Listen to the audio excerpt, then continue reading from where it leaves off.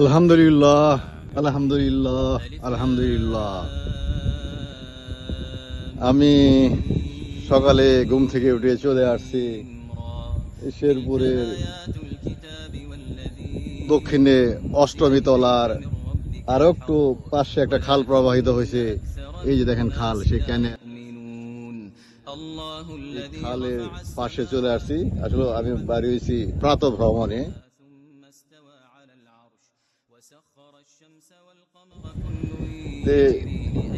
ভাবলাম যে পৃথিবীর যে অপরূপ সৌন্দর্য আমি মাঝে মাঝে ভিডিও ধারণ করি, আপনাদেরকে উপস্থাপন করি। বরাবরের মতো আজও তাই করতেছি। মানে কি বলবো, মানে ওই আকাশ আকাশ আকাশ আকাশের দিকে তাকান, বা আসলে ক্যামেরায় মতো ঠিক মতো আসতেছে না। কি এক নীল আকাশ, সাদা মেঘ, হ্যাঁ দেখা যাচ্ছে না হয়তো ঠিক মতো। আসলে সত্যি এক অপরূপ দৃশ্য, আমি আপনাদেরকে বরাবরই বলি। আজ কোন টপিক্সের উপরে বলা যায়? হ্যাঁ, বলতে চাচ্ছি আসলে যে এইদিকে আকাশটা বিশাল, মানে বিশালত্ব প্রকাশ পাইতেছে আমার কাছে, যেহেতু আশপাশে কোনো বাড়ি ঘর নাই। আকাশের পুরা রূপটা মানে আমার কাছে খালি চোখে দেখা যাচ্ছে। এটা তো বোধহয় ক্যামেরা ওইভাবে আসবে না। আসলে এই পৃথিবীকে বা এই দুনিয়াকে বুঝতে গেলে মানে এখানে আসলে আধ্যাত্মিকতা বা স্পিরিচুয়ালিটি কিছু মন থাকে। আমি বলতে চাচ্ছি আসলে বস্তু হবে ম্যান লাইফ অ্যান্ড ইউনিভার্স, অর্থাৎ মানুষ, জীবন এবং এই মহাবিশ্ব। এই মানুষ, জীবন এবং মহাবিশ্ব, ম্যান লাইফ অ্যান্ড ইউনিভার্সের বিপরীতে যে একজন আছে, অর্থাৎ এই man life and universe K create করছে, কে সৃষ্টি করেছে?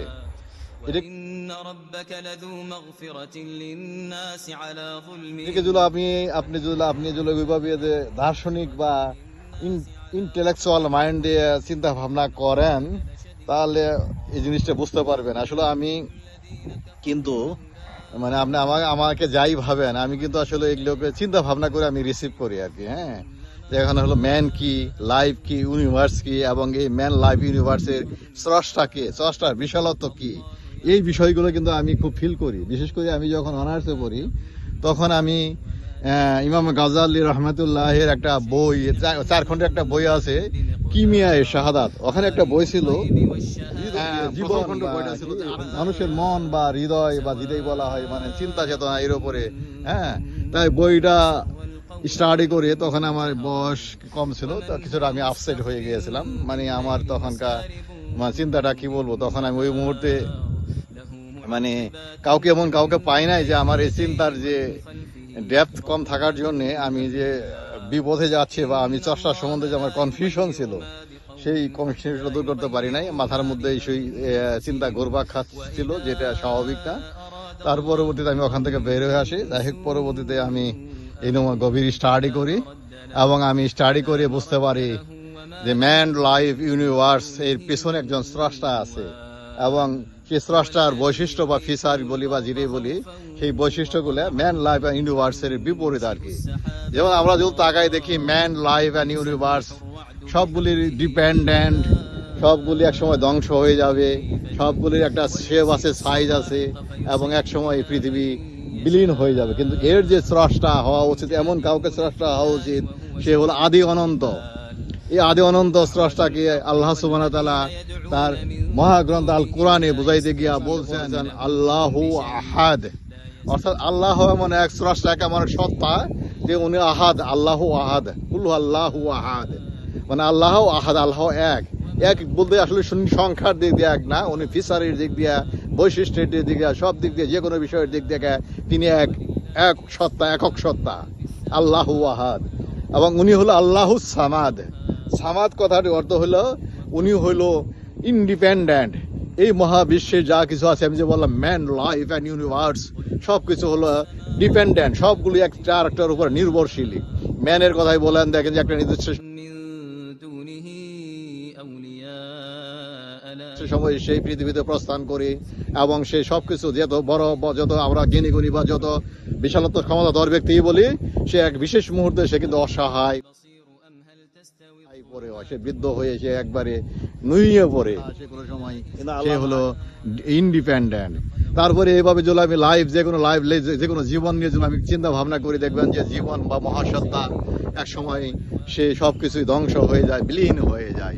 কিন্তু আমার মহাসত্তা আল্লাহ সুবহানাহু ওয়া তাআলা, আমাদের মহাসত্তা আল্লাহ সুবহানাহু ওয়া তাআলা, তাহার সেই সত্তার এমন এক সত্তা আদি অনন্ত, সেটা আমার এই চিন্তা মানে ই করতে পারবো না, যেহেতু আমি একটা রেশনাল বিং, যুক্তিক মানুষ বা চিন্তা করা মানুষ। আমি শুধু রিয়েলাইজ করতে পারবো। আর ইউনিভার্স যদি বলেন, গ্রহ নক্ষত্র বিশ্ব ব্রহ্মাণ্ড গ্যালাক্সি বা যা কিছু দৃশ্য অদৃশ্য আছে বা বৈজ্ঞানিকরা যা কিছু বলতেছে, সেই সব কিছু এক সময় ধ্বংস হয়ে যাবে। সব কিছুর একটা সীমানা আছে এবং সব সময় সবগুলোই হলো এক সময় ডিস্ট্রয় হয়ে যাবে। আল্লাহ সুবহানাহু ওয়া তাআলা এক মহাসত্তা, তিনি আদি অনন্ত এবং তার শুরু আসে শেষ নাই। হ্যাঁ, তিনি হলো এক মহাসত্তা।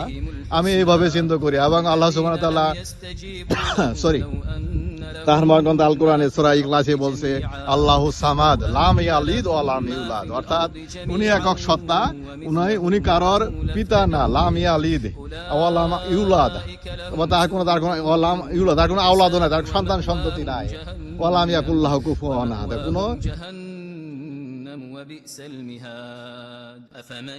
তার কোনো সমকক্ষ নাই। আসলে আমি যে বলছিলাম এই ফর্মাল ভিডিও করব, তো এই ফর্মাল ভিডিও করতে চাচ্ছি, আমার কিছু প্রস্তুতি আছে আর সীমাবদ্ধতাও আছে। তা আমি আপনাদেরকে এই ইমোশনাল ভিডিওটা করতে গিয়ে একা একা কিছুটা হয়তো বুঝতে পারি না, বা এটা আমি আসলে আপলোড করবো তাও জানি না। তাই আমি ভিডিওটা উপস্থাপন করলাম। আল্লাহ হাফেজ। আমি চাচ্ছি যে আমার এই স্রষ্টা নিয়ে এবং আমাকে নিয়ে আমি যতটুকু আমার জ্ঞান বা নলেজ আছে, বা আমি আর সত্যি কথা কি, আমি হলাম একজন বাই চয়েস, যদিও বাই চান্স মুসলমান, আসলে মুসলমান ঘরে সন্তান জন্মগ্রহণ করার পর আমি মুসলমান, কিন্তু পরবর্তীতে আমি মানে আসলে নিয়ে স্টাডি করছি বা চিন্তা করছি আসলে আমি কে, আমি কখন কোথায় ছিলাম, এখন আছি, আবার একসময় কোথায় চলে যাব। এই সময় স্টাডি করে আমি এখন বাই চয়েস মুসলমান। যদিও আমার ইবাদত বন্দেগীর মধ্যে কিছু ঘাটতি আছে, লেকিংস আছে, কিন্তু আমার ইমান আকিদা আমার স্রষ্টার যে অস্তিত্ব এবং স্রষ্টার যে বিশালত্ব, এটা আমি 100% আমি এটা ফিল করিয়া বুঝতে পারি। এবং এই জন্য আমি টুকিটাকি হয়তোবা কিছু মানে নেগলিজেন্সির কারণে কিছু পাপ হয়ে যায়, কিন্তু আমি আসলে শিরক করব না। আমি স্রষ্টাকে জানতে পারছি, স্রষ্টাকে আমি এটা বুঝতে পারছি। আমার দ্বারা কোনো শিরক সম্ভব না, ইনশাআল্লাহ আমার দ্বারা কোনো শিরক সম্ভব না। আল্লাহ হাফেজ। عهد الله من بعد ميثاقه ويقطعون ما أمر الله به أن